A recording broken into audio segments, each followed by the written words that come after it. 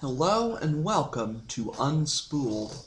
Today we are reviewing the 2017 film The Dark Tower, directed by Nicolas Arcel, starring Idris Elba and Matthew McConaughey.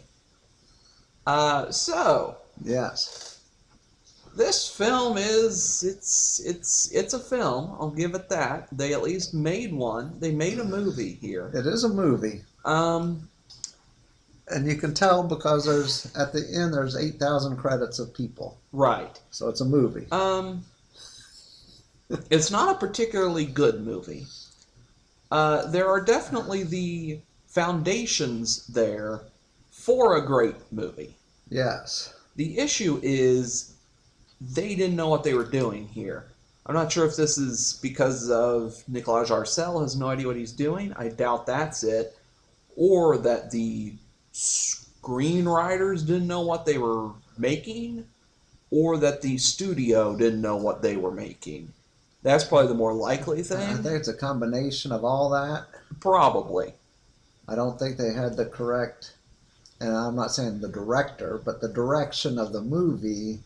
I don't know if they knew what direction they wanted to go in, or they didn't know how to pull it off, or I don't know what the problem was, but this is not a good movie. No. Now, granted, Idris and McConaughey are terrific in the movie. Now, that's one of the few redeeming things of this movie. Those two are terrific They're here. decent. Which, Idris Elba you expect to be terrific in whatever he does, which is the case. Yes. So, the script of this film leaves a lot to the audience to either have prior knowledge of from reading the Dark Tower books or to figure out on your own, because they don't really explain much of anything. They don't really explain the premise of this movie beyond there's this tower that if it falls, bad things will happen. That's basically the best way they explain their own premise. Yes. Which, I mean, sure, at a very base level, yeah, that is the premise, but you could explain a little bit more on your premise here than just that. They don't really explain pretty much the entire plot of what is going on, what anything or everything going on really is, what the point of this movie is, what are they even trying to do here. And the stuff that is explained isn't particularly explained very well. No. Which, is at least in the ones we've reviewed, a running theme in Stephen King adaptations. Yes. Like, going back to, our Shining review. What the heck is The Shining is never really explained. And that actually holds true in this movie. They don't explain what the shine is in this movie either. Not really. Beyond, it's a psychic ability of some sort. Yes. Okay, great. How does it come about? What are the extent of this power? Is this power even useful? What is it useful for? None of this stuff is explained nor explored, among many other things such as who or what exactly is McConaughey's character, the Man in Black? What is he besides this wizardy dude? Yes. They don't explain any of that. No. Who or what is Roland, which is Idris's character, yes. Beyond he's a gunslinger. He's the last gunslinger. Which they don't really explain that part much either, but no. They don't explain who or what he is, what the order of the gunslingers is. They don't explain anything with that, except, yes, he's a gunslinger, so you're supposed to assume he's some sort of mythical superhero being. Okay, why? What? Here? Right. How does killing the Man in Black stop his plan here? Seriously, because his plan here, I'm going to spoil the movie here, as I just actually kind of did, since he does die. I just kind of spoiled that anyway. So his plan is to essentially capture all children that shine, and then use their shining abilities to destroy the tower. Now, as far as I can tell, he isn't necessarily important to this plan. They can continue without him. Certainly they can, yes. So how does killing him stop the tower from falling? It really don't, does You're it? asking the wrong person here. It really doesn't here. Because I also go in the opposite way, where he is really strong, he's very powerful. Why does he need all these little kids to help him? I mean, he's got so much mystical power, he should be able to bring down the tower himself. Right, that too. I mean, I don't quite understand how that works. I mean, but you know, how does pretty much anything here work? Like, they're told, like we're told that the tower here, the Dark Tower, separates all of these different universes from each other. That's as far as we get. Like, okay, like there are portals too. They bring up this, that there's portals between the worlds. Yes. How does that work? Like, do you portal through the tower in some way here, or no one knows? All right, that's never explained. It doesn't whatsoever. explain. Mm-hmm. Doesn't explain how when they save it in one universe, why another universe can't kill it. Right. Etc. Right. Why can McConaughey only attack the tower from this one particular spot? I guess that makes more sense. Maybe that's the only place they have this machine that he uses. Okay. Maybe that's the only machine of that in the universe here, whatever. Sure. Maybe. Build another one, sure. No, I guess not. So the premise of this movie is very simple, but pretty ridiculous and dumb, like most Stephen King plots are, honestly. But, you know, that's fine.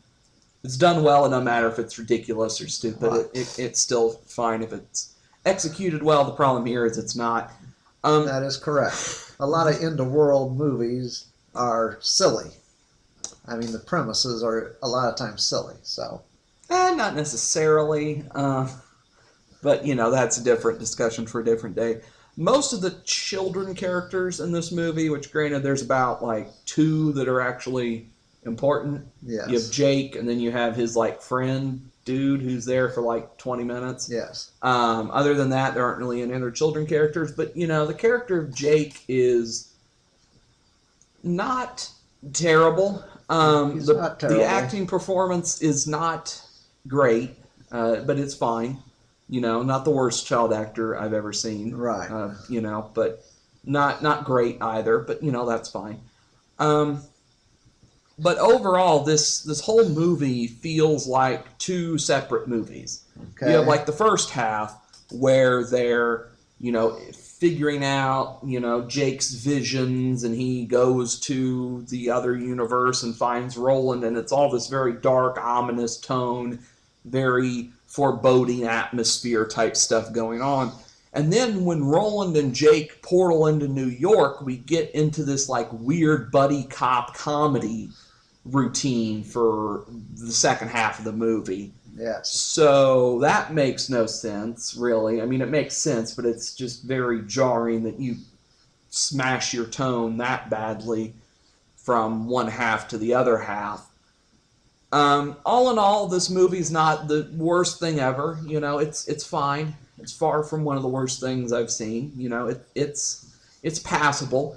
Idris Elba by himself is almost worth watching this movie, but other than that, I can't really recommend watching this for any reason unless you love Idris Elba or you love Matthew McConaughey. Then, you know, you can probably watch it just for their performances.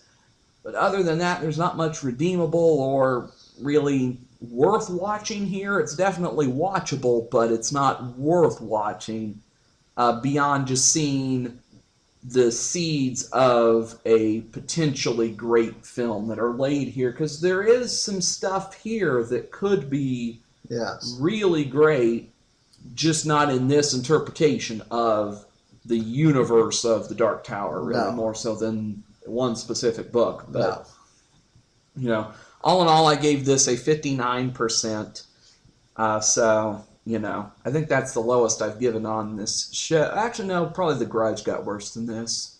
And Johnny English, Johnny English. Those definitely got worse than this. But this is definitely one of the lower reviews I've given on this show Yes. so far. Yes, I agree. I gave it a 64, a little higher, but 64. Um, there's some points in the movie that are just, the movie is it's filmed in the dark a lot. So there's a lot of dark scenes, real dark scenes. And then sometimes they go from that to a super duper bright scene and it's like, whoa, it jars your eyes and like, wow, whew, what a difference. And, it's okay that some of the movie's hidden in the dark scenes because it wasn't all that great. But my first question or my first thing is that this movie is like 90 minutes and you're trying to fit 8 books of nearly there's over 4,200 pages in the books, and you're fitting it into a 90-minute movie. It's not going to make much sense. You got to cut out a whole bunch of stuff. Yeah. I mean, like Game of Thrones, which I know is not a great comp here, but that's like 5,000 pages, and that takes up mostly 5.5 seasons of television before we get completely out of the books. I mean, yeah, if they do a television series, they're going to expand on a lot of things, and it could be better. The other thing, which I know is unintentional, but there are the special effects are sometimes laughable. That their budget must have been like, okay, we don't care if this looks real or not. I know near the end of the movie, there's a scene where Matthew McConaughey is like using his force power.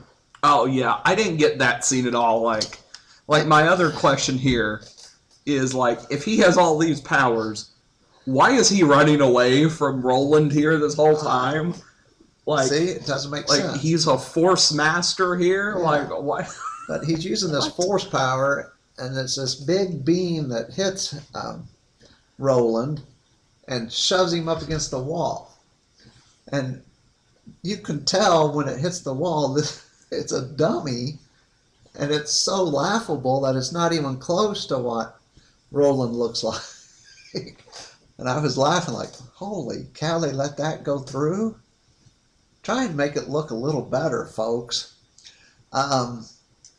Another thing, which is, okay, I'm not the smartest on physics and things. Right. No, that's well documented.